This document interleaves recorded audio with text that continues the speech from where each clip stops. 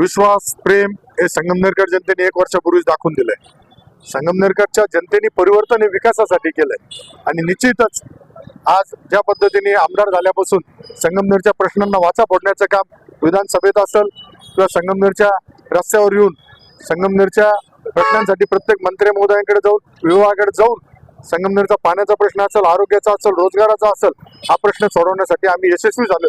त्यामुळे संगमनेरची जनता जनशक्ती विरुद्ध धनशक्तीच्या या लढाईमध्ये पुन्हा एकदा आमच्या जनशक्ती बरोबर आहे. संगमनेरकर निश्चित त्यांच्या विकासासाठी आदरणीय एकनाथराव शिंदे साहेबांबरोबर राहतील अशी मला खात्री आहे. आता जो काही निर्णय निवडणूक आयोगाने घेतला असेल त्यामध्ये मी बोलणं उचित नाही, परंतु निकाल 21 तारखेला जरी आला तरी हा महायुतीचाच विजय होणार आहे.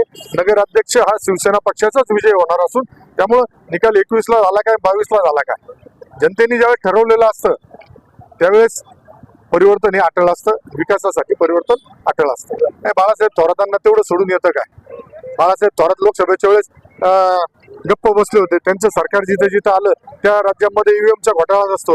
बाळासाहेब थोरातला पराभव समोर दिसला का ते असं कुठेतरी भावचाळल्यासारखे वक्तव्य करत असतात आणि त्यातून कुठेतरी समाजामध्ये द्विधामय स्थितीचा प्रयत्न करता. पण बाळासाहेब तुम्हाला नाकारलंय, तुम्हाला मतदारांचा अपमान करण्याचा कुठलाही अधिकार नाही. हा तुम्ही यापुढे मतदारांचा अपमान करू नये ही तुम्हाला मी विनंती करतो.